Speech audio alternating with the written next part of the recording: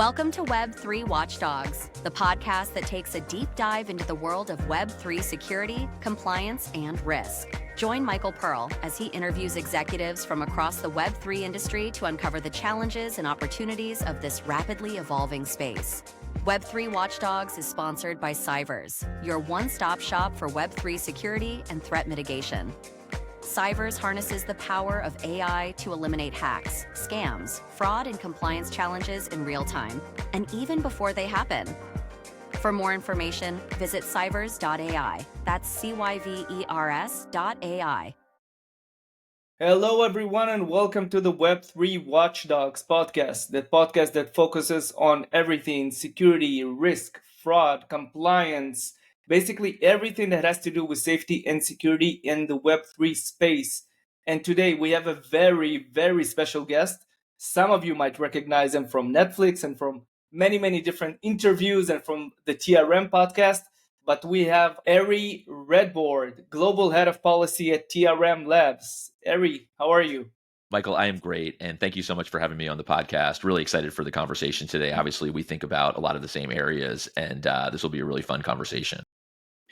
Thank you so much. Appreciate the time. Ari, you have a very extensive background, and I do not want to go through all that. I just want to let you say in your own words about your background in the government and outside. So please, feel free. No, I really appreciate that. I will be very quick. I'm Ari Redbord. I'm the Global Head of Policy at TRM Labs today. Prior to joining TRM about 5 years ago, and we'll kind of dig into that, I know, throughout the show, I spent about 11 years as a federal prosecutor at the U.S. Department of Justice, much of that time really on the intersection of national security and money laundering, what I call threat finance. So basically stopping bad guys from getting the money they needed to do bad things. So export controls, sanctions, terror financing. North Korea was a huge focus for us back then, and obviously fast forward still today. After the Department of Justice, I spent about 2 years at the U.S. Treasury Department working in the office that oversees the national security apparatus. So FinCEN, which is the financial intelligence unit for the United States, right? The money laundering regulator, essentially. OFAC, which is our sanctions regulator, TFFC, which is a policy shop within Treasury, and then OIA, which is this little tiny piece of the U.S. intelligence community. So really always focused on this issue, right? Stopping bad actors from engaging with the financial system in the U.S. and globally. And that was really what was so cool about the opportunity at TRM. I could go work for what was then an early stage startup on that same mission, right? That mission to build a safer financial system to stop illicit actors. And it's been just an incredible 5-year adventure for me. Yeah, that sounds fascinating. And I'm guessing that, usually when I converse with people that had some background in the government or people who are actively working there right now, and we had a few conversations of that sort, what is really lacking from their side, what they say that is lacking are the proper tools to get to those bad guys that you've mentioned, right? Because if we're talking about fiat funds, at the end of the day, you can issue a subpoena, you can, find legal ways to essentially access the data that you need to, to get to them and to make the proper enforcement actions. Whereas with respect to crypto, you can subpoena all you want, right? At the end of the day, there is some information that is not obtainable or not as easy to obtain. So can you elaborate on that, please? Yeah, absolutely. Crypto's a paradox, right? You can now move funds faster and in larger amounts than ever before. And who wants to do that, right? Well, lawful actors that want to send remittances and humanitarian aid and payments. We've seen an explosion of payments in the digital asset space. But bad guys are just like the rest of us. They want to move funds faster in larger amounts cross-border. I think the significant difference now with crypto, particularly when you're talking about investigations, is we can now follow those funds on open blockchains. And we need to ensure, I think, to your question, that law enforcement, that regulators globally, right, in every jurisdiction in the world, have the proper tools and training to follow the money. This is the same thing we've always done, right? When I was a prosecutor, I was in doing investigations involving bulk cash smuggling and networks of hawalas and shell companies and art and real estate, right? There was no TRM to track and trace those things, but you have to have the tools for this new financial system for investigations. And I think today there's a cadre of really extraordinary investigators globally. We call power users of blockchain intelligence, right? The very best in the world. But there are too few of them. And we need more training. We need more access to tools to stop bad guys who are now moving into this digital age. So following what you've mentioned with respect to training, do you feel that the individuals that are now working for the government in the different, agencies that you've mentioned and so on, do you feel that they have the proper understanding, the deep understanding of this domain? Because, I mean, you know that it's a very complicated domain and you need to understand the technical issues and the legal issues and so on. I have a little different take than I think a lot of people within the crypto industry. I think they absolutely do. I spent 2 years at the US Treasury Department and now just in 5 years at TRM working closely with OFAC and FinCEN, working with the Department of Justice, whether it's the money laundering section, the fraud section, the CSIPs, which is the computer crime section. These are people, the SEC. I met 2 weeks ago with the new SEC task force. There is deep, deep subject matter expertise within the US regulatory and law enforcement. And I think this is true in large part globally. You talk to MAS in Singapore, JFSA in Japan, really across the world, Dubai, VARA. There are just not enough of those people, would be my view, right? We need more people with that deep level of expertise. So my view is that there are really, really dedicated civil servants throughout the US government, really at some super senior levels. You look at the director of OFAC or the director of FinCEN in the US. These are career civil servants with deep, deep subject matter expertise and really solid crypto expertise. We just don't have enough of those people today if we really are going to deal with $1.5 billion hacks of crypto exchanges and pig butchering, which is an absolute epidemic in the US and Europe and really globally. So I say that I think oftentimes we'll hear the regulators or law enforcement, they don't know anything. I think it's quite the opposite. I think we have deep, deep subject matter expertise in those areas. I just think there are not enough agents and investigators and regulators with the expertise.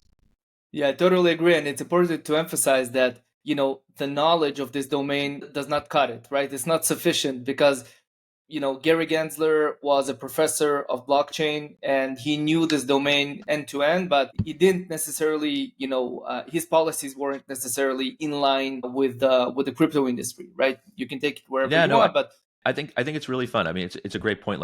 As I mentioned, we were there with the SEC a couple of weeks ago, and the conversation and the questions and the level of really deep knowledge was pretty extraordinary.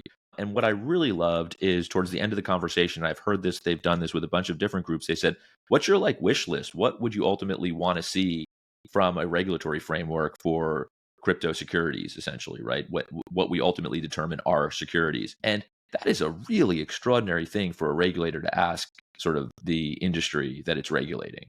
And I think that's the deep, deep, thoughtful thinking that's going on there right now. So really, really refreshing and really cool to see. Yeah, for sure. And in the industry, you have kind of two, different approaches, right? So obviously the industry leaders would like to see deregulation or at least some adjustments to the regulation with respect to securities and with respect to how you define crypto and so on. And or at least in the beginning, they would like to see some clarity because all this regulation by enforcement was not really helpful. But then again, you don't want to deregulate altogether because we all understand that if we want to have a healthy system and if we want to bring the retail guys in and we want to bring the institutionals in, we need some handrails, right? Some guardrails. So with that respect, what I see from the new administration, and by no means I don't want to go into the politics of it, but I'm just trying to understand. Yep. On one hand, you see an SEC head that, as you've mentioned, is very pro crypto and is trying to find the right ways to deregulate and to adjust. On the other hand, you see, I think a week ago I saw in the crypto news that basically enforcement of crypto fraud is going to be significantly reduced or at least defunded to some extent. And you see some much more lax compliance regulation with respect to AML and so on. So where do you think this takes us in terms of the safety of the industry versus, its growth? Yeah, it's a great question. And there's a ton of nuance and there's probably a bunch of different categories that you're hitting on there. So let me try to unpack it a little bit. I'd say the first thing is that the industry for a long time has needed and wanted legal clarity. And for most people, that just means something pretty simple, and it'll result in a market structure bill that'll come within the next year, I am sure. And that market structure bill will basically say, hey, this is the jurisdiction of the CFTC within the space, right? These are non-securities, these are commodities or other types of assets. These are more akin to crypto securities, which the SEC will ultimately be regulating. Treasury will have a role here. The Fed will likely have a role here. And this will be really the MiCA combined. If you combine that with a stablecoin bill, that'll be sort of the MiCA of digital assets in the US. It'll be very different, but it'll be sort of like a holistic approach to the industry. One thing that I think people forget when they're talking about legal clarity is the world in which you and I live, this sort of anti-money laundering, threat finance, national security, has actually always been pretty clear in the US. If you are a cryptocurrency business, service, if you're an exchange, if you're a broker, if you're a custodian, if you're a ATM, you are a money service business for purposes of the US Treasury's FinCEN, the financial intelligence unit within the US, which means you have to have compliance controls in place.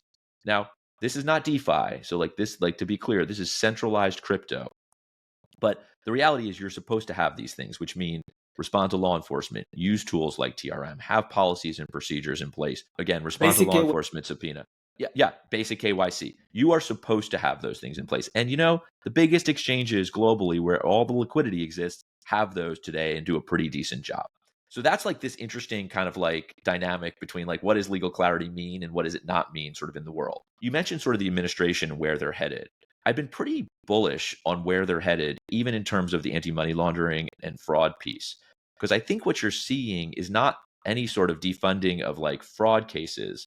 What you're more hearing, and now we've seen a statement from the SEC, we've seen a speech by Treasury Secretary Bessent, and we've seen a letter from the Deputy Attorney General. And taken together, I don't need to go into each of them individually, taken together, what they essentially say is we are moving as an interagency away from enforcing against otherwise lawful cryptocurrency businesses, that have, made compliance mistakes or have, allowed illicit activity on their platforms, right?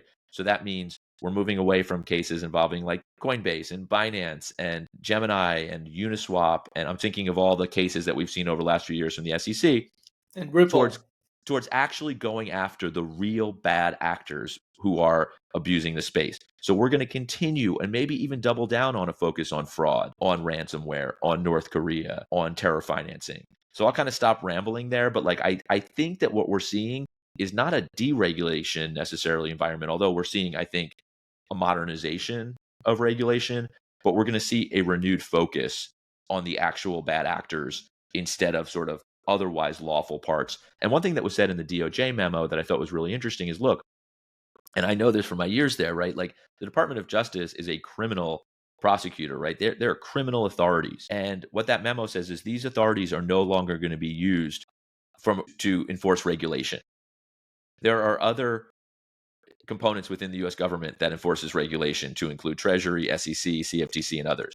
We're going to use our authorities to go after criminals.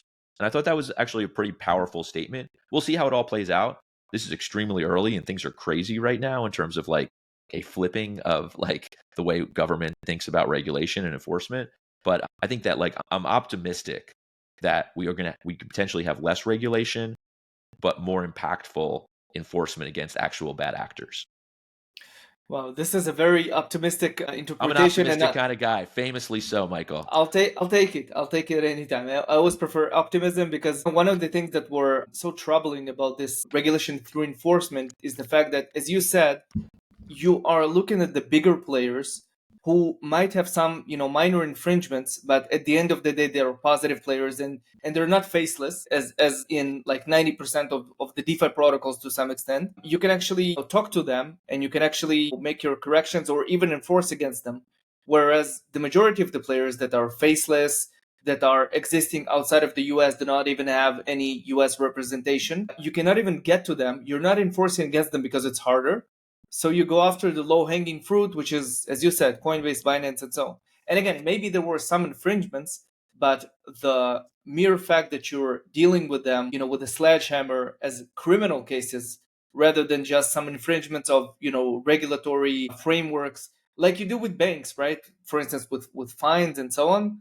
I think it's very refreshing to see that, that shift right now, that, the DOJ and the rest of them will be focusing on the real bad actors and not the more legit actors that maybe made some mistakes. That's definitely my view. And I will tell you, like, I think we should double, triple 10x down on going after the real bad actors here. And it's not just crypto, right? Like we're really good today at tracing on blockchains and following the money, but we need to leverage every tool that we have from a national security perspective. There's no world in which a North Korean actor should be able to, or just North Korea should be able to steal 1.5 billion, and we shouldn't be stealing it right back. And we have to, target, for disruptions and take other types of actions that you have DOJ authorities, DOD authorities, and really across the interagency. So my view would be to really run a really aggressive playbook to go after bad actors, and I think we'll see. We're already seeing that playbook run a bit on cartels, where we've seen the administration designate a number of different Mexican cartels, the Sinaloa cartel and others, as foreign terrorist organizations. I think that's a great step, and we should continue to do that with pig butchering, with North Korea, with ransomware actors, and use every tool in the toolbox. Crypto tracing is one tool in a toolbox that investigators have. So let's pick up. You've mentioned quite a few things that we also deal with. One of the more interesting ones is pig butchering, because I'm really astounded by the fact that this problem is so big, and any number that you will throw right now, anywhere between, let's say, $20 billion per year and up to $100 billion per year, probably somewhere in the middle is the real number of the stolen funds that are going through that, because it's very hard to trace. And also, most of the people do not really report that because they're ashamed and so on. But this problem is so big, but then again, you don't hear about it as much in the news. And it seems like it's not really in the focus of the government right now. Just to add to that, it's not only, and again, the Economist piece that was done this year about this has reiterated this in a very good way. We're not dealing with small scale scammers. We're dealing with conglomerates, and you can even see the traces of, foreign governments that are involved in that. So how do you view that phenomenon, not from a standpoint of one single victim, but from a more kind of national security standpoint even? Yeah, no, I think you're looking at it in exactly the right way. This has risen to a national security issue in my mind. Um, Pig butchering, Southeast Asian sort of gangs and others engaged in pig butchering are laundering funds through Chinese money laundering networks. This is a huge issue. You see victims on both sides of this, right? You have the human trafficking in Southeast Asia, where scammers are essentially trafficked to do this. You have victims in the US and Europe and in the West. So I think we've definitely it's raised to that level. At the very end of the prior administration, I went to the White House for a meeting on these issues. The NSC was certainly thinking about them then. I think it's still thinking about them and is trying to figure out, the right approach. My view, it's like it's got to be multifaceted, right? You obviously want to be able to track and trace these funds. You want to have access to the tools. It's in large part crypto that's moving in these cases, so you want to be able to do that. But it's really using every authority, right? It's using sanctions against these types of pig butchering networks. We know who they are. It's potentially using diplomatic channels, right? Should we be cracking down on China for facilitating the money laundering behind these cases? So I think it's really got to be a whole of government approach. But I absolutely see this as not sort of a one-off, a victim pays funds to a scammer, and much more of like, how do we disrupt this entire network of scam activity? Because we're seeing you mentioned the numbers, TRM in a report put out about, said about 12 billion. We saw about 12 billion in these types of scams last year. I also believe you get about 15% of victims report. So start to extrapolate from there, right? We're talking potentially 10 times that number. So I think it's a huge issue. I do think it begins with education. I think there are some folks in the space, Aaron West in particular, does a tremendous job here of getting out and trying to get as much sort of publicity around this as possible, because the key is to stop the victim from making the payment in the first place. And it's really critical that cryptocurrency exchanges that are involved in making these payments, that financial institutions that are involved in making these payments. I think one of the challenges in this space is that the payments oftentimes look, or almost always look, legitimate, because the victim is actually asking that these funds move from an exchange. So it doesn't look like fraud, right? At that level. Yeah, it's the authorized FBI, fraud. It's authorized fraud. So it's totally fraud because the person has been fraudulently induced. So from a legal perspective, it's absolutely fraud, but it doesn't look that way either from a bank account, right, in a wire transfer, or on chain. And I think that has become a real challenge.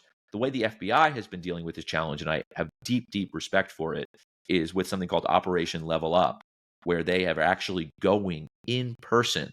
They're identifying transactions that they believe are pig butchering or scams, and they're knocking on that person's door and saying, don't send those funds from your bank account. That doesn't scale. I get that. But like, that's the level that law enforcement is trying to do this today. And I really think in large part, it starts with the banks. It starts with the exchanges. It's like, hey, you got to stop making these payments. But it's a real challenge. So I think education is critical. You got to stop these funds from moving before they go. I will say, like, I love to always have a blockchain intelligence tracing solution. We're not going to trace our way out of this one. Once the funds start moving and we're tracing them, we're oftentimes too late. And I think it's really, really critical we stop those payments before they're happening. But I like the way you frame this because I absolutely think this is a national security issue. Yeah, I totally agree with that. And going from the macro, which again, I think we're in agreement here about the national security and the tools needed to fight it, right? You mentioned diplomatic tools or, sanctions and otherwise. But I also think that the exchanges have some responsibility for that. Because at the end of the day, I know that many exchanges, especially the prominent ones, are trying to educate the traders and their users on the dangers of pig butchering and so on, what to refrain from. But on the psychological level, most of them do not even understand that they're being tricked, right? And one of the more interesting things that we see are that exchanges that we're working with, and we flag a certain wallet, and then they actually go with their customer success or account management team to the user and talk to them and investigate off chain, obviously, and then they get to the conclusion that yes, some things here feel fishy, and at the end of the day we were right and the user is refraining from sending more funds. So I think that there needs to be a combination of obviously the government, but also the exchanges that need to be proactive about identifying those wallets and those networks in general and helping their users from refraining to become victims. Absolutely. Absolutely. It's absolutely critical. Again, just going back to like, we're calling this push payment fraud, right? And in large part, it's how do we stop that victim from making that payment, from pushing that button, and having those funds go. And I think it's the part before is how do we educate that victim that no, don't do that, right? Don't push that button. For those who are listening, this is a podcast. I'm making this funny motion like I'm pushing something here. But and then it's like, then even if they push the button, how do we stop that financial institution, to include crypto exchanges, FIs, from making that payment when it's going to be clearly fraudulent? It's a huge challenge. This is not going to be solved in weeks or months or maybe even years, but we got to mitigate some of this. Sure thing. And speaking of, the responsibility of the exchanges, so you have more kind of proactive regulators like the FCA in the UK and to some extent the MAS in Singapore and the Hong Kong regulators and so on that are now issuing regulations that put more liability on those exchanges. So for instance, in the UK, you can actually, suffer from being liable for the fraud and have to reimburse the clients for the losses that they have encountered. Do you think that that's the way to go? I know that there was some sort of a proposition by the U.S. Consumer Protection Agency. Do you think that that's the way forward for regulators to put more liability on the exchanges, forcing them to engage in such an activity? It's interesting. I don't know. I don't have a great answer for this. I think it's a series of different things. Look, when this issue would arise, hundreds of years ago or 100 years ago plus in the US, they developed the FDIC to ensure financial institutions against various losses, right? Consumers lose money. We don't have that in crypto today. So there's no sort of government insurance around financial institutions. It's either whether they fail or lose money in some other way. I think that's certainly one way. I think requiring better compliance controls, better fraud controls, better consumer protection controls in the licensing process, right? We will have a licensing regime in the United States. We sort of have one today if you include New York Department of Financial Services, New York DFS, which has a very robust, I consider them almost a global regulator in our space at this point because there is no federal regulator in the US. I consider DFS in the group you just mentioned, right? MAS, JFSA, VARA, Hong Kong. It kind of reminds me of the role that California took with respect to privacy in the U.S. When GDPR was issued, and basically California took the lead, and then the rest of the country followed. So to some extent, you can see that now in New York. Yeah, I think it's a great point. So we to the extent we have that, but I think in the licensing, I think maybe we'll see, right? Like we have the courts for these types of to try to resolve these types of issues, right? Someone loses something, who's responsible? Is that exchange negligent in some way?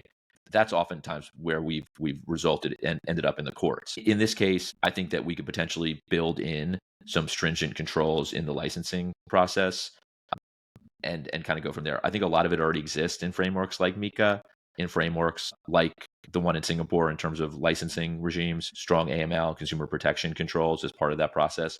So I think you can have that there. Maybe there's laws around liability for exchanges. I think it's all going to be part of sort of a larger puzzle. So I know that's not like the greatest answer because it's hedging a little bit, and I'm not really a big hedger as a former prosecutor. But I will say that I think that could be one piece of a much larger puzzle in how we regulate in like this in a way that doesn't overregulate the space and yet protects consumers. Interesting. So let's move on to the juicy stuff. Ooh, And we haven't gotten to the juicy stuff yet. I thought that was pretty juicy. we're getting there. We're All getting right. there. So obviously, what comes to mind, right, after watching the Netflix show with respect to Bitfinex, right? What for me was interesting as a person that is dealing with the on-chain element all the time. I'm always curious about the off-chain element, right? And I know that you guys in TRM are doing that. Doing an investigation of the post, let's say hack, post fraud funds, where they go, but not only to which wallet they go, how to figure out which wallet belongs to whom and in which jurisdiction, and eventually to putting your hands on the funds or to freeze them in this way or the other. So maybe you can give us some juicy stories about how you managed, because I imagine that part of our audience has watched the Netflix show, but maybe some interesting stories about how you were able to tie between a wallet and a real person or legal entity.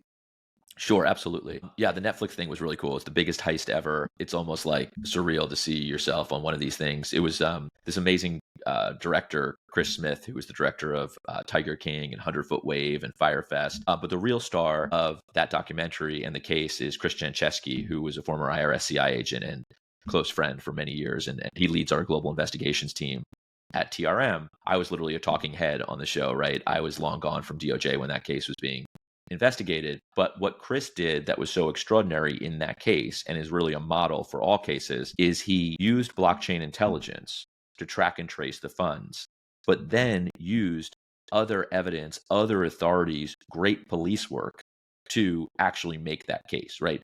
At TRM, we do not attribute cryptocurrency addresses to individuals. So we don't say, hey, we know that alphanumeric address belongs to Michael or Ari. What we do is we say, hey, we know that belongs to an entity like an exchange. Maybe that's an address that belongs to Coinbase or Uniswap. But we also attribute those addresses to threat categories. So we know that's a CSAM actor, child sexual abuse material actor. We know that's a darknet market. We associate that with a hack. So what Chris did so brilliantly is he knew that the addresses were associated with the Bitfinex hack. And really, over the course of years, across blockchains and in different assets and Monero and through mixers, the couple in this case used darknet markets to move funds on and off, not to buy anything, literally to essentially use them as mixers on chain. They did every obfuscation technique in the book. They were able to get funds off chain and bought gold bars and Walmart gift cards. I mean, the case is just absolutely extraordinary.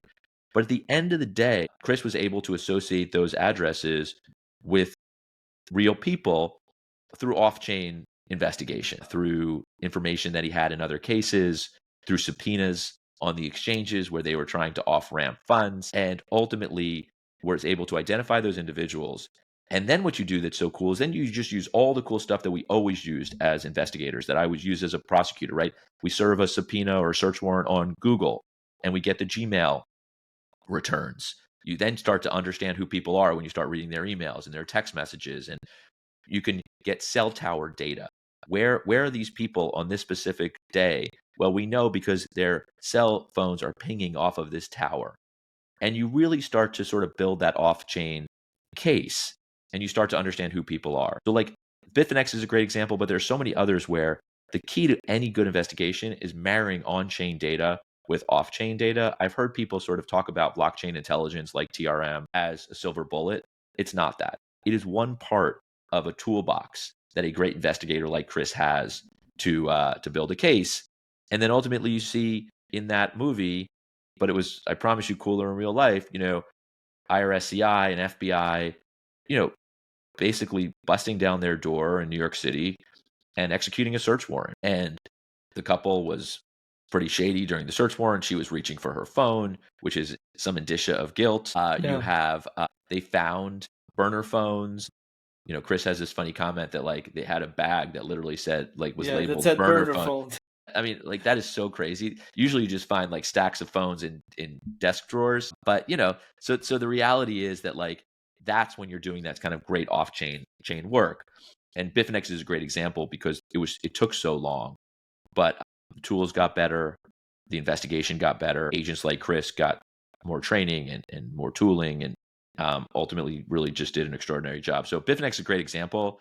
And finally, I joke that really more than anything else, that movie has allowed me to just explain to people what I do, because I can just go tell them to watch Netflix, which they all want to do anyway, including my kids. My kids watch this. They did not think I was cool, don't get me wrong, but they thought the whole thing was pretty cool. So that was at least like some dad, got some dad props from the movie. I think it's already worth it, if only for that. If only and for by that, the way, 100%. Yeah.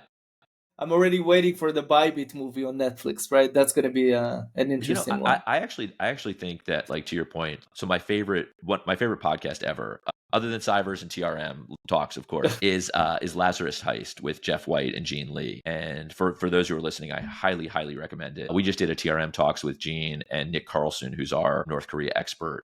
But it really goes into just the incredible story of North Korea building a cyber army over a decade or so, and really what it takes. And I've always believed that there needed to be a documentary for Lazarus Heist. So if anyone's listening and is a documentarian, this is something that you guys should do with Jeff and Gene and and other folks. But yeah, that's an incredible story that Bybit is just yet another chapter in. Yeah, so you've mentioned basically CTF, counterterrorism funding, and obviously North Korea, and there are some other malicious players out there, China being kind of a dual one, and we have Iran and other sanctioned entities. How much of, and I've read some of your interviews, because you've said that essentially, and correct me if I'm wrong, the crypto element of terror funding is really small. It gets a lot of headlines, but it's really small. How much of a significance is there for the crypto funding within the terror funding networks? It's a great question. And terror financing is definitely the hardest category to put a number on, because they are relatively small transactions, right? But like, as you know, you don't need a lot of funds to do a terror attack. But terror financing is sort of a tougher one to quantify. What I will say at TRM is we see most terror groups globally experimenting with cryptocurrencies. Recently saw some sanctions that involved 8 addresses belonging to the Houthis. More to come from TRM on that. We've done pretty deep analysis on those addresses and beyond. We've seen Hamas for years experimenting with the use of cryptocurrency. You go back 5-6 years, they were really one of the first terror organizations to just try to figure out how to raise and move funds in crypto. Small amounts, right? Compared to the taxation, the investment accounts, real estate, and most of all, foreign support from Iran and other Gulf countries. Small in comparison.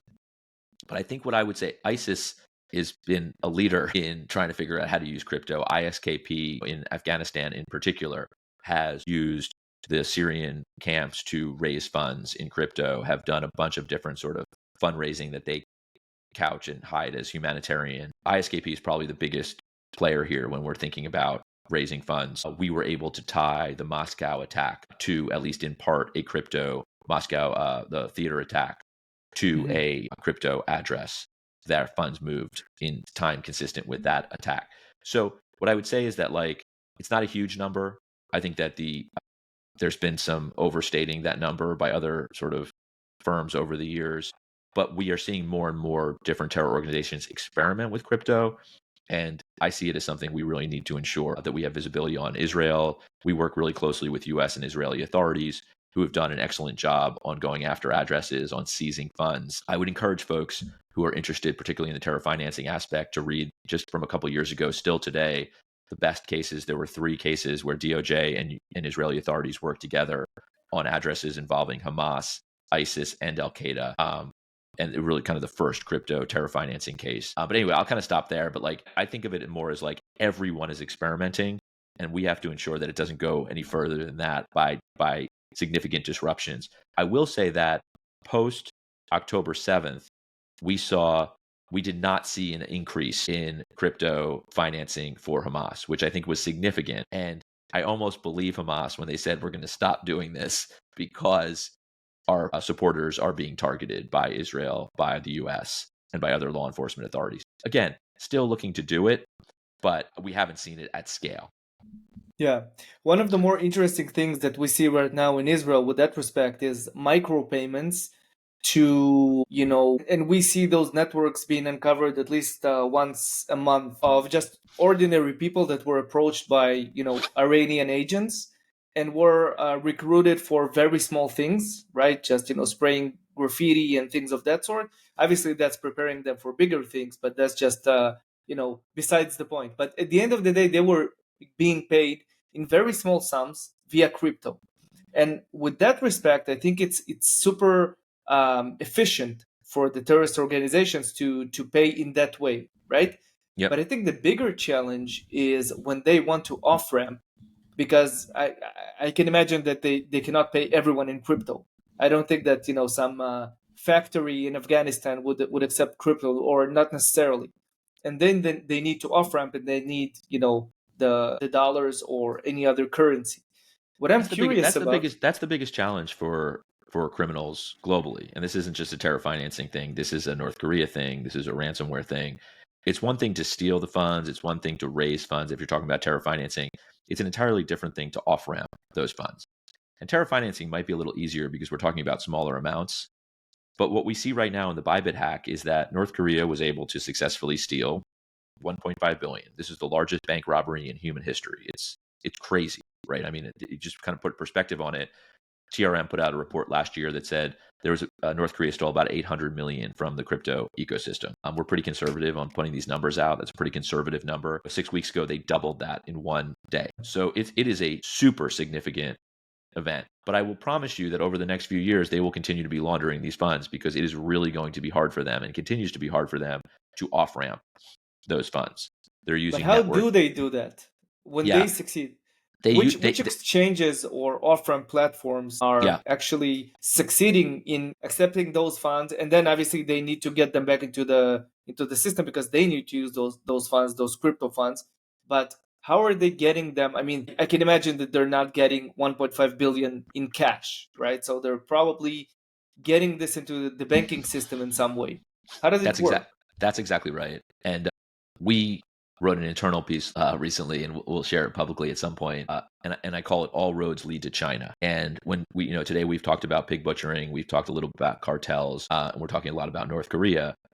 All 3 of those threat actors use and leverage Chinese money laundering organizations in order to launder funds. So we're talking about networks of Chinese OTC brokers that are able to convert those funds and then put them into the Chinese banking system, right? Where you're seeing large Chinese banks, again, knowingly or not knowingly launder funds here. The Chinese organized crime is very involved in laundering funds for all 3 of those categories, whether you're talking about triads. And this has been true in fiat too, right? North Korea used, the Bank of Bangladesh, right? Funds were laundered through casinos in Macau and other places. So more and more, we're seeing all roads lead to China when it comes to how criminal organizations, sophisticated criminal organizations, including North Korea, are laundering funds. I think the challenge is where much of the liquidity exists today in the crypto market are the large exchanges, Binance, Coinbase, Gemini, Kraken, Bybit, OKX. And there are more and more of those exchanges have compliance controls in place and are doing a pretty good job of blocking or freezing funds, keeping them off their platforms. Not a perfect job by any stretch of the imagination, but a better job. And I think that's where the challenge comes for North Korea. I think of it almost like, Pablo Escobar famously lived in a house that was insulated with cash because he just at some point got to the point where he didn't know what to do with it. He had too much. And I think North Korea is seeing that on chain right now, where it just the more you have, the harder it is to launder. The Bitfinex couple had that same problem, but they had an even bigger problem because they were worried about being caught. North Korea doesn't care about being caught. There are no repercussions to being caught. Their focus is to off ramp the funds to use them, and that's a challenge. But like you said, you take pennies on the dollar if you have to, because hey, that's just the cost of doing business here. So we'll see. I promise you, we'll be looking at tracing Bybit funds for several years, as we do with other North Korea hacks.